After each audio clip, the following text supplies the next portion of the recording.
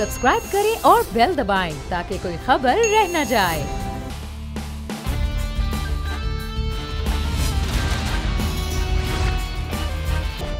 अस्सलामुअलैकुम। The special report with Mudassar Iqbal के साथ हाजिर खिदमत हैं।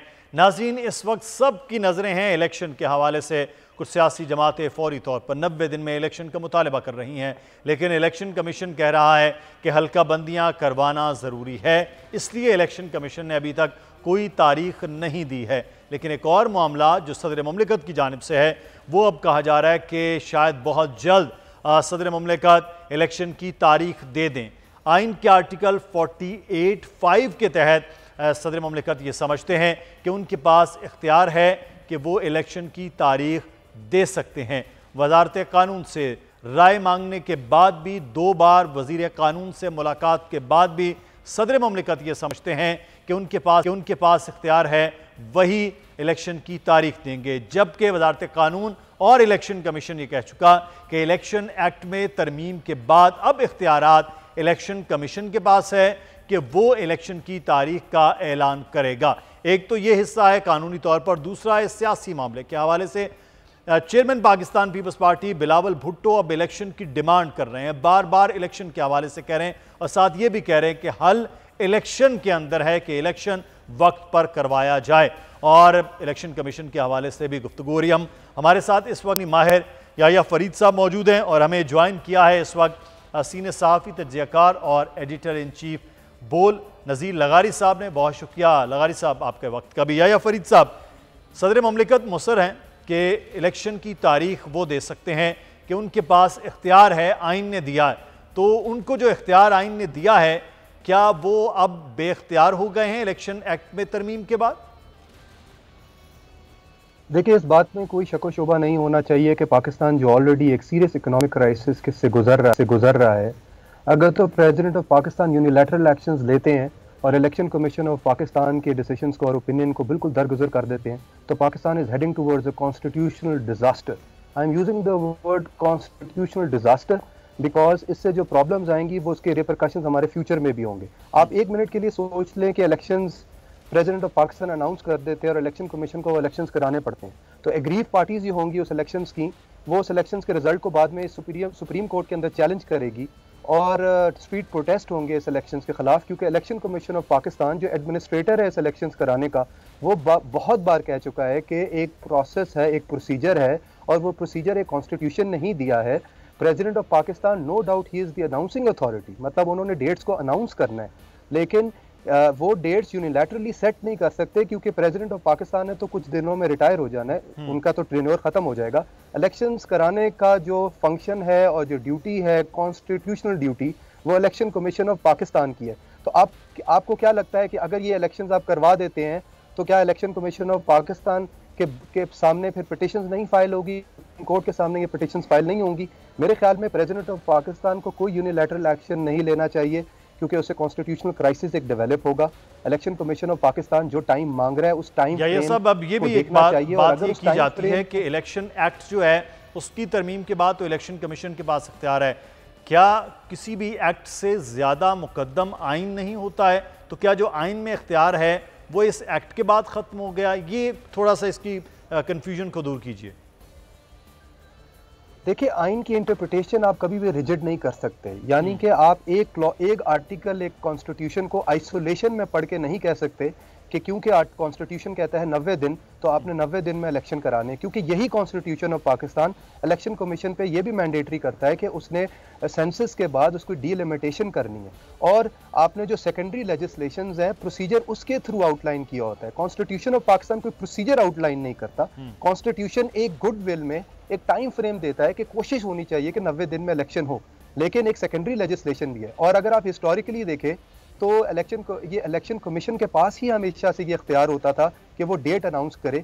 ये एक ऑर्डिनेंस के थ्रू अमेंडमेंट आई इलेक्शन एक्ट के अंडर, और फिर ये पावर जो है ये ले ली गई, और अब उसी पार्लियामेंट ने ये पावर इलेक्शन कमीशन को वापस दे दी है। और प्रेसिडेंट ऑफ पाकिस्तान हिस्टोरिकली भी, हिस्ट्री में भी, last year president of Pakistan ने लेटर लिखा इलेक्शन कमिश्नर को, और उस लेटर में इलेक्शन एक्ट का ही जिक्र करते हुए कहा कि कंसल्टेशंस करें। अब उस एक्ट में क्योंकि अमेंडमेंट्स आ गई हैं तो इलेक्शन तो प्रेसिडेंट ऑफ पाकिस्तान उस एक्ट की बात ही नहीं कर रहे और वो सिर्फ कॉन्स्टिट्यूशन के एक आर्टिकल को आइसोलेशन में रीड कर रहे हैं, एक रिजिड इंटरप्रिटेशन कर रहे हैं, और एक रिजिड इंटरप्रिटेशन कॉन्स्टिट्यूशनल क्राइसिस की तरफ लेके जाए तो उसका फायदा क्या है? मेरे ख्याल में हारमोनियस इंटरप्रिटेशन करनी चाहिए, बाकी इंस्टीट्यूशंस को लेके साथ चलना चाहिए। इलेक्शन कराना सिर्फ एक कॉन्स्टिट्यूशनल हेड का काम नहीं है, सदर तो चले जाएंगे, इलेक्शन तो उनके सामने होंगे भी नहीं। इलेक्शंस के बाद में जो इनकी जो प्रॉब्लम्स डेवलप होंगी उसको भी तो आपने मद्देनजर रखना है। तो कोई मैजिक वैंड नहीं है प्रेसिडेंट के पास कि वो कहें और इलेक्शन कमीशन एकदम इलेक्शंस करवा दे। एक प्रोसेस है, एक प्रोसीजर है, और उसी से फ्री एंड फेयर इलेक्शंस होंगे। देखिए, इलेक्शंस का सबसे बड़ा स्टेक होल्डर आम आदमी होता है। अगर आम आदमी के लिए वो इलेक्शन फ्री और फेयर नहीं होंगे तो वो इलेक्शंस की क्रेडिबिलिटी बाद में चैलेंज होगी और इंटरनेशनली पाकिस्तान का स्टैचर गिरेगा। सही। नज़ीर लगारी साहब, इलेक्शन कमीशन से मुलाकात का कहा, इलेक्शन कमीशन ने कहा आपके पास इस्तेहकाक नहीं है, इलेक्शन कमीशन करेगा। वजारत कानून से राय मांगी गई, उन्होंने जवाब दिया कि आपके पास इख्तियार नहीं है। 2 बार वज़ीर कानून खुद मिले हैं उनसे, लेकिन उसके बावजूद ये अब बार बार कहा जा रहा है कि किसी भी वक्त वो ऐलान कर सकते हैं। तो सदर मुमलिकत कोई आइनी बहरान बना रहे हैं? ये सदर मुमलिकत ये समझते हैं कि आइन मुकद्दम, तो आइन उनको दे रहा है इख्तियार, इस वजह से वो अकेले ही ऐलान कर देंगे इलेक्शन का। आप समझते क्या तज्जिया सर आपका? मैं समझता हूँ कि जिस तरह के हालात पैदा हो चुके हैं, और इससे पहले ये नहीं है कि यही एक इलेक्शन जो हैं वो उस मुअय्यन मुद्दत के अंदर नहीं हो रहे हैं, उससे पहले 2 असम्बलियों के इलेक्शन थे, वो भी अब तो उनको तकरीबन 8 महीने 9 महीने हो रहे हैं, वो भी नहीं हुए इलेक्शन, और उन इलेक्शंस को भी होना था और उसमें भी उस वक्त तरमीम भी नहीं हुई थी, तब भी ये सूरत हाल थी। असल मसला ये है कि जिस पार्टी ने इनको प्रेसिडेंट नामजद किया था और जिस पार्टी की वोट्स की वजह से या जिस पार्टी के नामजदगी की वजह से ये सदर बने थे, वो पार्टी गुज़श्ता 1.5-2 साल से मुल्क में संगीन बहरान पैदा करने की जिम्मेदार है। और बल्कि पार्टी को कहें या ना कहें, लेकिन उसकी लीडरशिप जो है वो इसकी जिम्मेदार है कि उसने मुल्क में बहरान पैदा किया। अब मैं ये समझता हूँ, ये मेरी राय है, इनफरादी राय है, कि ये एक बहुत बड़ा खेल है, बहुत बड़ा तमाशा है, और ये खेल पाकिस्तान के साथ किया जा रहा है। कौन कर रहा है, इसके पीछे कौन है, इसके मकासद क्या हैं, पाकिस्तान को इस दलदल में फंसाने वाले क्या चाहते हैं? 2 अफराद के, एक जो हैं वो हमारे ऐवान सदर में हैं और एक कुछ अरसा पहले ऐवान वज़ीर आज़म में थे और वज़ीर आज़म के मनसब पर थे, और उन्होंने वज़ीर आज़म के मनसब में होते हुए आइन को एब्रोगेट किया, आइन को सबवर्ट किया, आइन को अबाइंस में रखा, आइन को तोड़ डाला। उस वक्त नजर नहीं आ रहा था। ये कौन सा तरीक़ेकार है कि आप फ्लोर ऑफ द हाउस पर आर्टिकल 5 पढ़ें, फिर आर्टिकल 6 खुद ही लगा दें और कहें कि जनाब मैं ये तहरीक अदम एतमाद को मुस्तरद करता हूँ, और वो जो पढ़ रहे हैं, जो रूलिंग दे रहे हैं, वो खुद नहीं दे रहे हैं, उसके नीचे नाम किसी और का लिखा है, उसका नाम भी पढ़ रहे हैं। ये क्या तरीक़ाकार था? इस पर तो फौरी कार्रवाई होनी चाहिए थी और आइन के एब्रोगेशन सबवर्जन पर कार्रवाई होनी चाहिए थी। आर्टिकल 6 को यहाँ लगना चाहिए था, जो नहीं लगाया गया, और फिर कुछ ही देर के बाद जो है रिकॉर्डेड तकरीर पेश की गई, हाँ जी मैंने तोड़ दी है असम्बली। यानी एक असम्बली जो इस तरह से नहीं तोड़ी जा सकती थी, उन्होंने कहा मैंने असम्बली तोड़ दी है। शाम तक तो चलता रहा, वो थे ही नहीं, मुल्क के वज़ीर आज़म रहे ही नहीं थे। सही। तो ऐसी सूरत हाल में एब्रोगेशन ऑफ द कॉन्स्टिट्यूशन ये हुआ, उस दिन से क्राइसिस पैदा किया गया, एक बयानिया बनाया गया, और वो बयानिया ये था कि जी हम इसमें पॉपुलर हो जाएंगे और हम इस कार्ड से खेलेंगे, इस कागज से खेलेंगे, एक साइफर से खेलेंगे। अब साइफर इनसे खेल रहा है तो फिर देख रहे हैं तमाशा हो रहा है, और एक बड़ा बहरान पैदा हो चुका है अमलन, और इस बहरान को बढ़ाना इनके लिए शायद आसान हो, लेकिन मुल्क में जमहूरी कुव्वतें मौजूद हैं। हम हमेशा आइन के साथ स्टैंड करते रहे, हमने हमेशा जमहूरियत के साथ स्टैंड किया है। कभी भी हमने नहीं कहा है कि किसी आमिर मुतलक को इस बात की इजाज़त होनी चाहिए, जो पहले कोर्ट्स इजाज़त देती रही हैं। हम समझते हैं कि वो अनकॉन्स्टिट्यूशनल इजाज़त थी, और वो जिन लोगों ने एंडमिनिटी दी थी उसको वो भी नहीं देना चाहिए था। आइन को नहीं किया जा सकता है, लेकिन जो ये जनाब माहिर कानून याहिया साहब कह रहे हैं, हमें इसको सुनना तो चाहिए कि भाई अगर आप रिजिडिटी से आप इसकी ताबीर व तशरीह कर रहे हैं आइन की, और प्रेसिडेंट साहब जो है वो समझ रहे हैं कि इससे मसले का कोई हल निकलेगा जी, मसला तो संगीन हो जाएगा, और मेरे ख्याल में आप स्टेट के साथ खेल रहे हैं। अच्छा, ये एक मनसूबा है और मनसूबा कहीं भी बनाया गया है, लेकिन है एक मनसूबा। सही, लेकिन इसके अगर ये मामलात के ऐलान हो जाता है, डेट दे दी जाती है, क्या होगा इस पर भी हम बात करेंगे। खेलदास पाकिस्तान मुस्लिम नून के रहनुमा हमारे साथ मौजूद हैं। खेलदास कोस्तानी साहब, बहुत शुक्रिया आपके वक्त का भी। मैं या फरीद साहब आपसे यहाँ ये जानना चाहूँगा, अगर वो ऐलान कर देते हैं, फ़र्ज़ करते हैं अगर वो तारीख का ऐलान कर देते हैं, तो क्या उसकी फिर कोई आईनी हैसियत होगी? कोई लोग वही ऐलान को सुप्रीम कोर्ट ले जा सकते हैं? को बाउंड हो जाएगा इलेक्शन कमीशन? क्या होगा अगर ये ऐलान हो जाता है, फ़र्ज़ करें? देखिए, government of Pakistan, prime minister और जो बाकी दीगर गवर्नमेंट के ऑफिशियल्स हैं वो एक बात तो कह चुके हैं कि सुप्रीम कोर्ट के डायरेक्शंस को वो कंप्लाई करेंगे। तो प्रॉबेबली जो मुझे लगता है कि ये सवाल जो है ये सुप्रीम कोर्ट के पास जाएगा कि क्या प्रेसिडेंट ऑफ पाकिस्तान यूनिलैटरली फैसले ले सकते हैं ये देखे बगैर कि इलेक्शन कमीशन ऑफ पाकिस्तान, जिसकी ये ड्यूटी है इलेक्शन कराना, वो बहुत बार कह चुका है कि हमें कॉन्स्टिट्यूशन बाइंड करता है कि आपने डीलिमिटेशन करानी है। देखिए, मैं नज़ीर साहब की बात से बिल्कुल एग्री करता हूँ। देखिए, कॉन्स्टिट्यूशन ऑफ पाकिस्तान के अंदर कि देखिए ये सारे जो प्रोसेसेस है ना, 90 डेज, डीलिमिटेशन, सेंसस, जितने भी आप आर्टिकल्स का जिक्र करते हैं, इनका मकसद क्या है? इनका मकसद सिर्फ एक है कि इलेक्शंस फ्री और फेयरली हों। अगर इलेक्शन कमीशन ऑफ पाकिस्तान, जिसने ये इलेक्शन कराने हैं, अगर वो कह रहा है कि हम फ्री और फेयर इलेक्शंस नहीं करा सकते 90 डेज के टाइम पीरियड में, तो ये इलेक्शंस का पर्पस जो है वो फेल हो जाता है और उससे ये इलेक्शंस जो हैं ये इनकी क्रेडिबिलिटी खत्म हो जाती है और आप बाद में एक कॉन्स्टिट्यूशनल क्राइसिस डेवलप करने के लिए रेडी हो रहे हैं। और प्रेसिडेंट ऑफ पाकिस्तान को अच्छी लेगेसी छोड़ के नहीं जाएंगे। उनको ये समझने की जरूरत है कि वो पीटीआई के प्रेसिडेंट नहीं है, he is head of the state. क्या वो स्टेट के इंस्टीट्यूशंस की ओपिनियन को बिल्कुल डिसरिगार्ड कर देंगे? ये हेड ऑफ द स्टेट का काम होता है।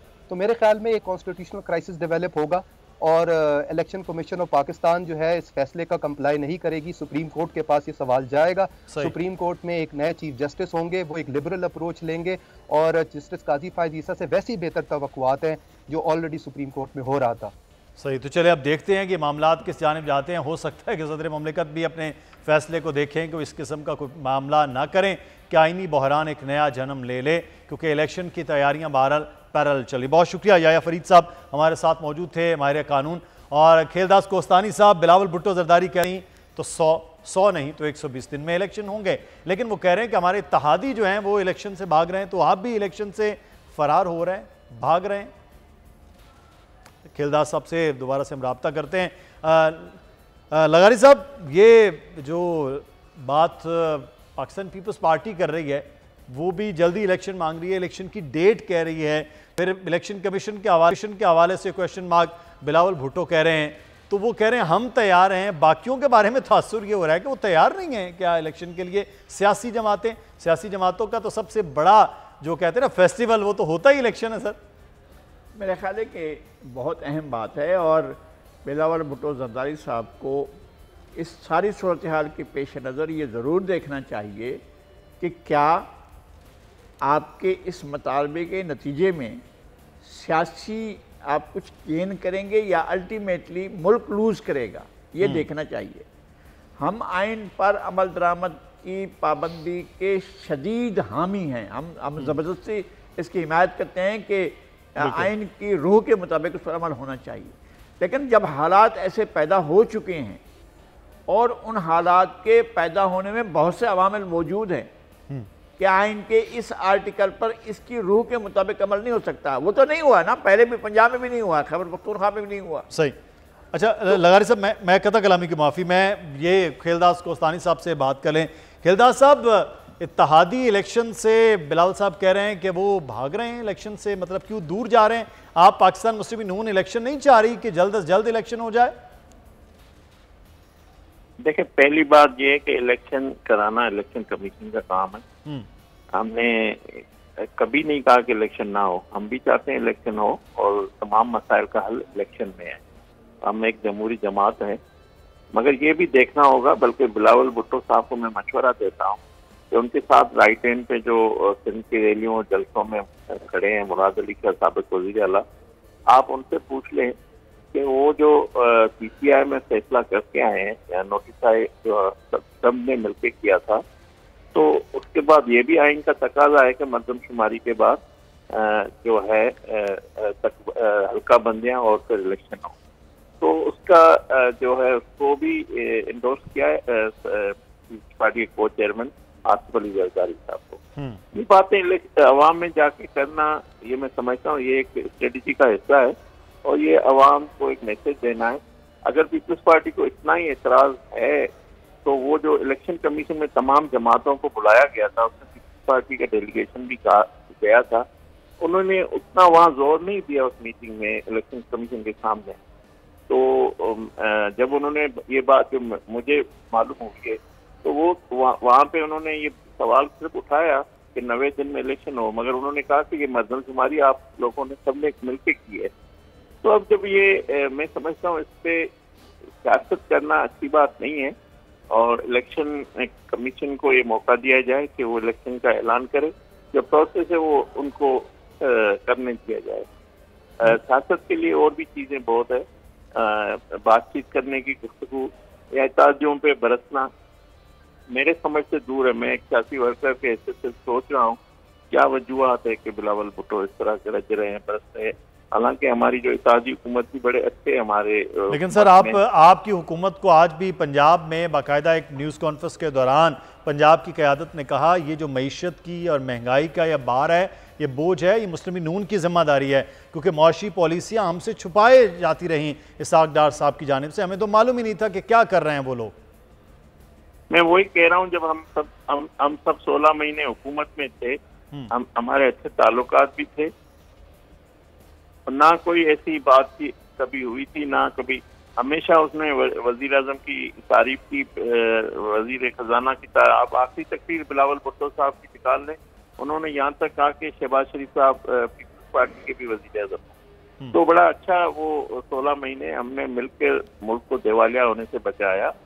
वजीर आजम की क़यादत में बिलावल भुट्टो ने खारजा मुआज पे भी बड़ी अच्छा काम किया हमने। तो अब मैं समझता हूँ जो कामयाबियों का चेहरा सबको जाता है, अगर कोई नाकामी हुई है या कोई इस तरह का जो ये IMF का जो मुआहिदा माजी की हुकूमत का किया हुआ था जिसको हमने पूरा किया है मुल्क के खातिर, उसका बोझ जरूर अवाम पे महंगाई का है। ये सब बोझ भी कामयाबियाँ सब एक दूसरे के साथ उठानी पड़ेगी हमें साथियों को।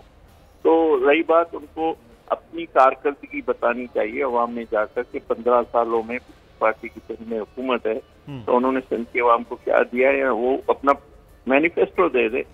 तो बजाय कि ये इस तरह की बातें करना, मैं समझता हूँ इससे पाकिस्तान की अवाम अब बेवकूफ़ नहीं है, वो सब समझती है किसने क्या किया है, इसका माजी क्या है, इसकी डिलीवर कौन सी लीडरशिप है जो इस मुल्क को बहरान से निकाल सकती है, कौन सी लीडर। ये फैसला अवाम को करने दिया जाए तो मेरे ख्याल में बेहतर होगा। अपनी कारकर्दगी और अपने जो चीज़ें वो बतानी चाहिए मेरे ख्याल में। सही, अपनी कारकर्दगी तो बहरहाल वो साथ साथ बता रहे हैं, लेकिन लगारी साहब वो जिम्मेदारी जो है पंजाब की क़यादत ने बाकायदा महंगाई का मुस्लिम नून को गर्दाना, मुर्तज़ा साहब भी मौजूद थे, राना साहब भी, बाकायदा एक पूरी प्रेस कॉन्फ्रेंस हुई। लेकिन एक चीज़ जो है लगारी साहब, यहाँ बिलावल साहब का मौक़िफ़ और जरदारी साहब का मौक़िफ़ और इलेक्शन के हवाले से तो यहाँ आपस में भी कुछ मुख्तलिफ पार्टी के अंदर ये चीज़ें चल रही हैं, या ये भी फिर इत्तेहादियों की तरह यहाँ भी इलेक्शन की पूरी एक स्ट्रेटजी और इलेक्शन की एक तकारीर और मौक़िफ़ है? आपका क्या तर्जीह है सर? मैं समझता हूँ एक फ्रस्ट्रेशन है जो मुस्लिम लीग नून में भी है और पीपल्स पार्टी में भी है और दीगर जमातों में होगी, इसलिए कि जो काश्तकारी की गई थी सियासत के अंदर, उसकी नाकामी ने पूरे मुल्क को मुतासिर किया है और जिस लाडले के लिए सब कुछ कुर्बान किया गया वो सबको कुर्बान करने पर तुला हुआ है और उसलिए कभी भी उसके जहन में भी नहीं था कि सूरत हाल इस तरह भी हो सकती है। उसने समझा था कि मैं मालिकुल मुल्क हो गया हूँ और मैं जिसको चाहूँगा जिस तरह चाहूँगा आइन से मावरा होकर हर चीज़ को वैसी डील करूँगा, उन्होंने वैसे करने की कोशिश की। ये फ्रस्ट्रेशन हुई है और जो PMLN की लीडरशिप कह रही है कि जनाब हमसे चीज़ें छुपाई गई हैं और ऊपर बाला बाला की गई हैं, या जिस तरह से यहाँ पर सिंध में हमारा ये तासुर बन रहा है कि जनाब पार्टी चेयरमैन और उनके वालिद के दरमियान इख्तलाफात हैं, ये एक तासुर बन रहा है और दीगर पार्टियों में भी सवालात उठ रहे हैं, अंदर से सवालात उठ रहे हैं। एक पॉलिटिकल फ्रस्ट्रेशन भी है और एक ऐसी सूरत हाल है जिसके अंदर चीज़ें ज़्यादा, अब ये प्रेसिडेंट जो अभी ऐलान कर रहे हैं जनाब वो तो तारीख का ऐलान करने वाले हैं, ये एक और फ्रस्ट्रेशन का एक और शक्ल है। तो मेरा ख्याल है कि चीज़ें सेंसिटाइज होंगी, वक्त गुजरेगा, चीज़ें ठीक होंगी। ये मुल्क बहुत ज़्यादा ख़राब किया जा चुका है, इसके अंदर बहुत सी खराबियाँ पैदा हो चुकी हैं और हम सबको एक मैं हमेशा से कहता रहा हूँ, एक ट्रुथ एंड रिकन्सिलिएशन कमीशन बनना चाहिए और एक बाख्तियार कमीशन हो। ये नहीं है किसी को सजा दे, किसी को पकड़े, किसी को जेलों में डाले, वो सिर्फ ये तयन तो करे ना कि जनाब इस मुल्क के अंदर खिलवाड़ क्या होता रहा, तमाशा क्या होता रहा और किस तरह से सियासी अमल को आलूदा कर दिया गया। सियासत सिर्फ उन लोगों के लिए जो है वो ज़्यादा फ़ायदेमंद रही है जो गैर आइनी गैर कानूनी ज़राए अख्तियार करते हैं और कानूनी ज़राए अख्तियार करने वालों को और ज़्यादा जो है वो दीवार की तरफ लगाया जाता है। ये होता रहा है पाकिस्तान में। हमें इन तमाम चीज़ों को देखना चाहिए और ये नहीं है कि इख्तिलाफ राय तो ज़ाहिर है जो कुछ कहते हैं शायद खाकान अब्बासी, उनके बारे में तो मैंने खुद मशवरा दिया था कि जी आप पार्टी से अलग होकर फिर जो चाहें लें, अख्तियार करें। सही, बिल्कुल ये है कि अब दोनों जानिब जो है वो बयानात भी हैं और इलेक्शन का माहौल भी है, जो चीज़ें नज़र आ रही हैं। बहुत शुक्रिया नज़ीर लगारी साहब, आप हमारे साथ मौजूद थे। खेलदास कोस्तानी साहब पाकिस्तान मुस्लिम नून के रहनुमा हमारे साथ थे। ब्रेक लेना है, ब्रेक के बाद वापस आएंगे, फिर कोर्ट रिपोर्ट के हवाले से बात होगी।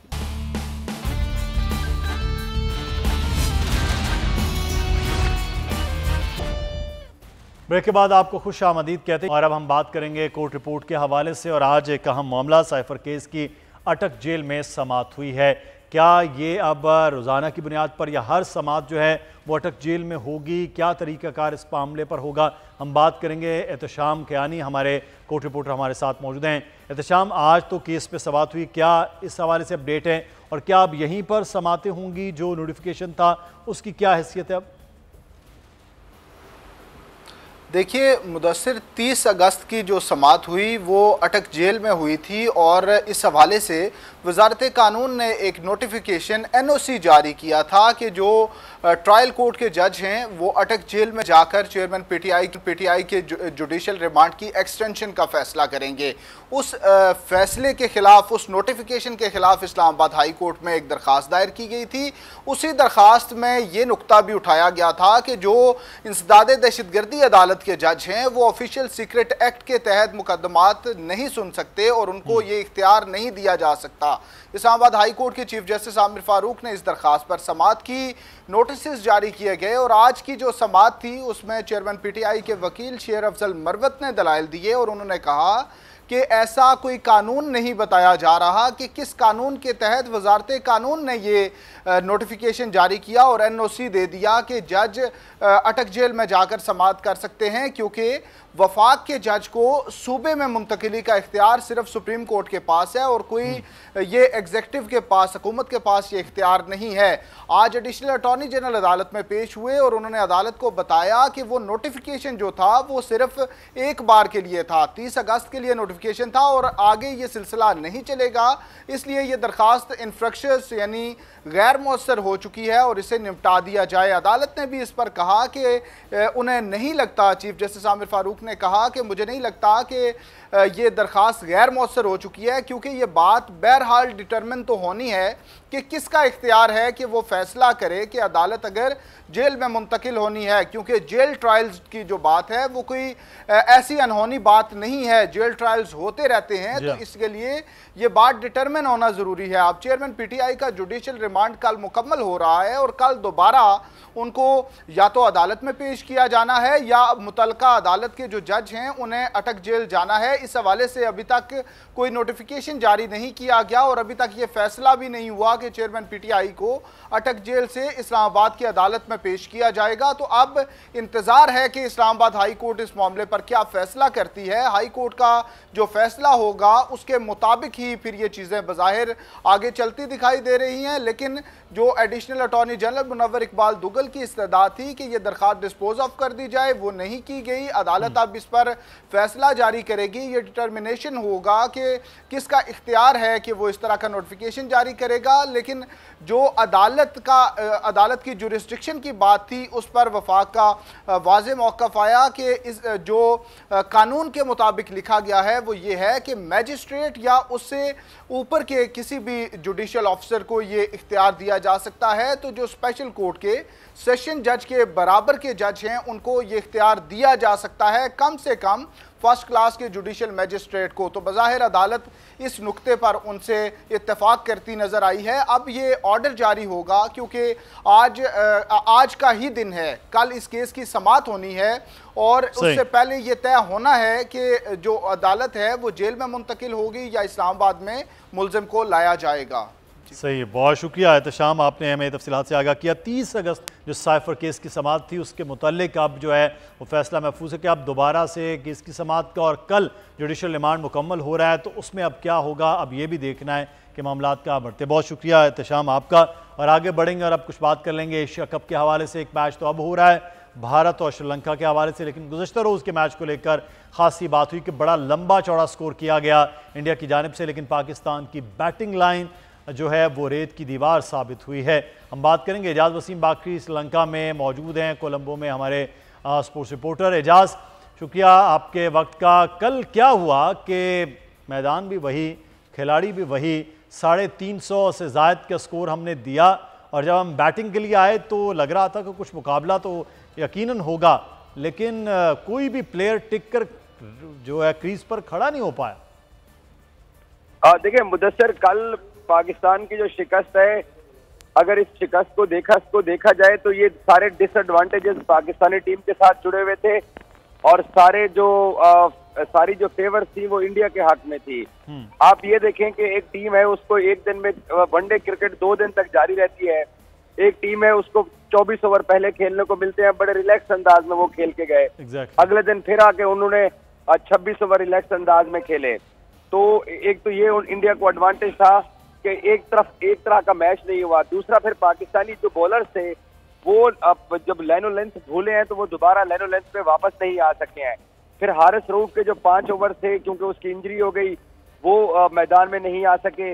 नसीम शाह एक दिन पहले जब प्रैक्टिस कर रहे थे तो हम रिपोर्टर्स ने देखा कि वो शर्ट चेंज कर रहे थे तो उनके शोल्डर के ऊपर टेप्स लगी हुई थी, तो नसीम भी मुकम्मल तौर पे फिट नहीं थे, लेकिन उसने जोर पर लगाया, उसने बॉलिंग की है। फिर हमने अपने साथ उसामा मीर को कैरी किया हुआ है, नवाज को कैरी किया हुआ है, लेकिन फहीम अशरफ के साथ टीम मैदान में उतरी ताकि वो फास्ट बॉलिंग का जो बर्डन था, शायद वो बर्डन शेयर करने के लिए टीम इंतजामिया जानती थी कि प्लेयर्स जो है मुकम्मल फिट नहीं है, नसीम और हारिस। तो अगर स्पिनर होते, देखो पाकिस्तान यादव ने आउट किए हैं। और जो तीसरी चीज थी वो ये थी मुदस्सिर, जब अंडर लाइट्स इंडिया ने आके बैटिंग बॉलिंग किया है, आप रात को 8, साढ़े 8, 9 बजे किसी टीम को फ्लड लाइट्स के अंदर खिला दें और नया बॉल दोनों एंड से लगा दें तो वो प्रॉब्लम होती है। वो प्रॉब्लम बाबर आजम को भी खेलते हुए हमें दिखाई दी, रिजवान को भी खेलते हुए दिखाई दी है। तो पाकिस्तान के साथ डिसएडवांटेज जुड़े थे और एक बुरा दिन था, हमें इसको अब भूल के आगे बढ़ना पड़ेगा। बिल्कुल, ये लेकिन कि इस वक्त प्लेयर्स के हवाले से मैं ज़रूर चाहूँगा कि क्योंकि प्लेयर्स के हवाले से चीज़ें सामने आ रही हैं कि बहुत से प्लेयर्स जो हैं वो इंजर्ड हो गए हैं या अनफिट हो गए हैं, वो स्क्वाड में होंगे अगले मैच में नहीं। श्रीलंका के हवाले से इजाज़ बात करते हैं, लेकिन इकबाल जमील साहब ने हमें ज्वाइन किया। इकबाल साहब, कल मैच जो है वो पूरी तरह से फील्डिंग में भी, बॉलिंग में भी, बैटिंग में भी इंडिया के हाथ में रहा, लेकिन वही बड़े प्लेयर्स जो हैं वो आज स्पिनर्स के आगे नहीं टिक पाए। कोहली 3 रन्स बनाकर आउट हो गए। पूरी जो 3 प्लेयर्स हैं उनके इब्तिदा में वो सारे स्पिनर्स के ज़रिए आउट हुए आज के मैच में। तो क्या समझते हैं, पाकिस्तान की स्ट्रेटजी कल कुछ चेंज रही जिसकी वजह से नुकसान हुआ? जब बात यह कि स्ट्रेटजी की बात नहीं है, पाकिस्तान के पास कल कोई स्ट्रेटजी थी ही नहीं, बिल्कुल नहीं थी। उनके पास ये स्ट्रेटजी तक नहीं थी कि केएल राहुल को और विराट कोहली को कैसे आउट करना है, कैसे बॉलिंग करानी है। मुझे तो हैरत ये है कि जो आपके स्ट्राइक बॉलर हैं, जो आपके टीम के जनाब कप्तान साहब हैं, जो स्ट्राइक बॉलर हैं, उनको 3rd चेंज में लेके आए, वो कितनी जाती की उन्होंने।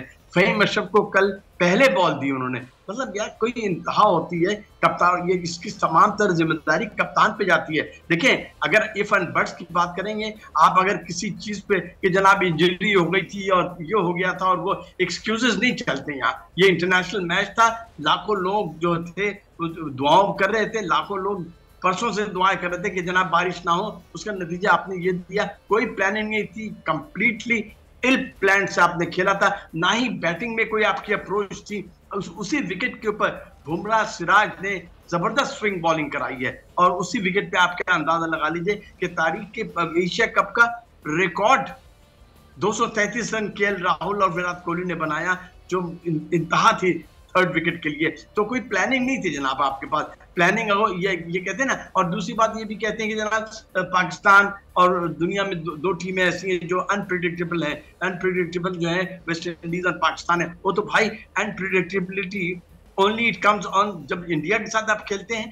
तो अब तो मुझे ये लग रहा है कि जो इंडिया ने 266 पहले मैच में किया था, जिस मैच में वॉश आउट हो गया था, अबेंडन हो गया था बारिश की वजह से, उसमें भी पाकिस्तान परफॉर्मेंस नहीं दे सकता था मुझे लगता है। और ये विकेट में बिल्कुल सीधी विकेट थी, कोई जान नहीं थी उसमें, कोई ना स्पिनर्स के लिए इतनी मदद थी ना ही पेस बॉलर्स के लिए थी। उसके बावजूद भारतीय पेस बॉलर्स ने जबरदस्त बॉलिंग की। तो आप ये देख लीजिए कि उनके स्पिनर कुलदीप यादव ने 5 विकेट ली है, 5 पाकिस्तानी विकेट लिए। इंतहाई गैर जिम्मेदाराना बैटिंग का मुजाहरा किया। और सारी बात यह है कि जनाब कोई एक्शन नहीं था। बॉडी लैंग्वेज जो कप्तान साहब थे वो खड़े हुए थे, उनकी समझ में नहीं आ रहा था। वो वसीम अकरम ने बिल्कुल सही कहा है अपनी कमेंट्री के अंदर कि जनाब आखिरी के 10 ओवर में पाकिस्तान टीम एक बिखरी हुई टीम नजर आ रही थी। एक ऐसी टीम नजर आ रही थी जिसके पास कोई डायरेक्शन नहीं था, कोई स्ट्रैटेजी नहीं थी, मगर हर कोई अपनी मनमानी कर रहा था। तो उसके असरात जो है वो फिर रिजल्ट्स पर नजर भी आए हैं। वो 10 ओवर और अगले फिर जो पाकिस्तान ने 50 ओवर्स खेलने थे, वो पहले 10 ओवर पाकिस्तान की बैटिंग लाइन वहीं से नज़र आ गई थी कि आगे चलते हुए कुछ नहीं होगा। लेकिन अगले मैच के हवाले से एजाज, हारिस रऊफ ज़ख्मी हैं, इंजर्ड हैं। फिर नसीम शाह के बारे में भी खबरें आ रही थी कि वो भी, और आगा सलमान के भी कोई नाक पे गेंद लगी है, ऐसी खबरें हैं कि खेलेंगे अगले मैच में ये तीनों प्लेयर्स, या क्या कुछ चेंज आ रहा है? जी मुदस्सिर, अगले मैच में जो 14 तारीख को पाकिस्तान ने श्रीलंका के खिलाफ खेलना है, उस मैच में इन तीनों की शिरकत मशकूक है। और आगा सलमान की जगह सऊद शकील को मिडल ऑर्डर के अंदर टीम के अंदर शामिल करने के ऊपर मुशावरत हुई है आज टीम होटल के अंदर। जबकि हारिस रऊफ और नसीम शाह जो है, क्योंकि वर्ल्ड कप सर पे खड़ा है, तो दोनों का टीम इंतजामिया रिस्क लेना नहीं चाहती है। कल शाहनवाज धानी और उनके साथ जमान खान जो है वो पहुंच रहे हैं। और अगर पाकिस्तान फाइनल में पहुंचता है तो फिर जमान और धानी को चांस मिल सकता है फाइनल खेलने का। लेकिन जो पाकिस्तान ने 14 तारीख को टीम मैदान में उतारनी है श्रीलंका वाले मैच में, उसमें मोहम्मद वसीम जूनियर जो है वो खेलेंगे हारिस रऊफ की जगह। और ये इम्कानात हैं कि नसीम शाह की जगह जो है वो Pakistan regular leg spinner Usama Mir के साथ मैदान में उतरेगा। और ये भी इम्कानात हैं कि बाबर आजम शायद फखर जमान को रेस्ट करवा के अब्दुल्ला शफीक को बतौर ओपनर मैदान में उतारें। तो पाकिस्तान की 4 तब्दीलियां अगले मैच में मुतवक्के हैं। सही, तो अब ये बड़ी तब्दीलियां जो हैं वो मुतवक्के हैं। लेकिन एक चीज़ आपसे ये जानना चाहेंगे कि अगर आज मैच जो है इंडिया के हक में होता है तो फिर पाकिस्तान के लिए कितने चांस होते हैं फाइनल के लिए क्वालिफाई करने के? जी मुदस्सिर, मैं नाजरीन को बता दूं कि बड़ा आसान है पाकिस्तान के लिए फाइनल तक पहुंचना। अगर आज इंडिया श्रीलंका को हरा देता है तो फिर श्रीलंका जो है वो पाकिस्तान और श्रीलंका का जो मैच है वो सेमीफाइनल का दर्जा इख्तियार करेगा। जो भी टीम जीतेगी वो अपने 4 पॉइंट के साथ इंडिया के साथ फाइनल खेलेगी। पाकिस्तानी टीम के लिए फायदा यही है कि आज इंडिया जो है वो श्रीलंका को शिकस्त दे। सही, चलें अब ये देखने हैं कि किस तरह से वो शिकस्त देंगे। बहुत शुक्रिया एजाज आपका भी। इकबाल जमील साहब हमारे साथ मौजूद एनालिस्ट, आपका भी बहुत शुक्रिया।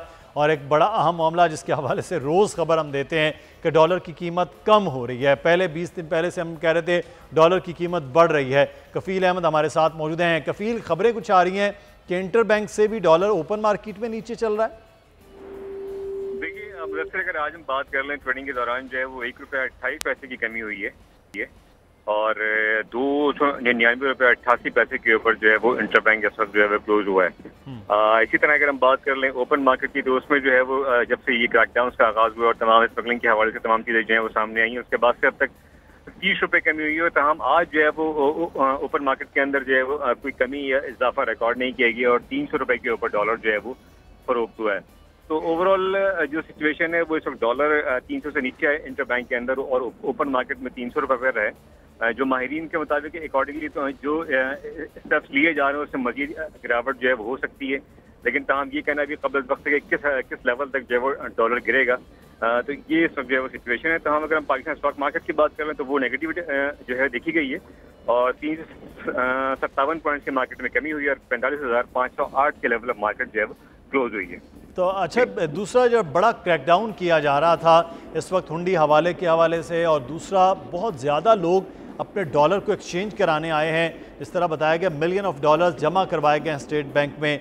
तो ये बहुत तेज़ हो रहा है मामला, लोग में डॉलर निकाल कर बाहर ला रहे हैं।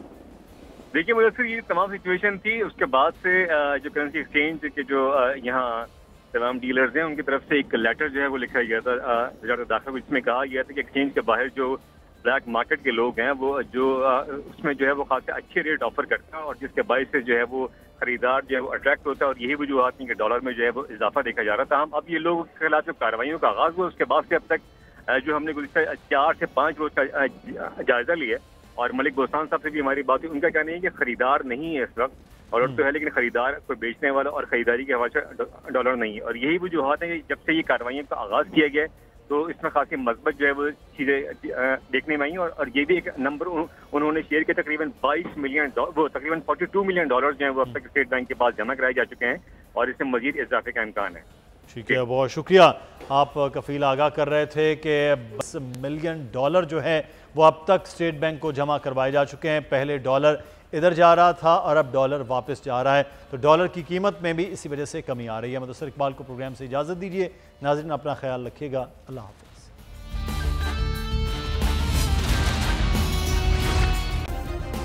सब्सक्राइब करें और बेल दबाएं ताकि कोई खबर रह न जाए।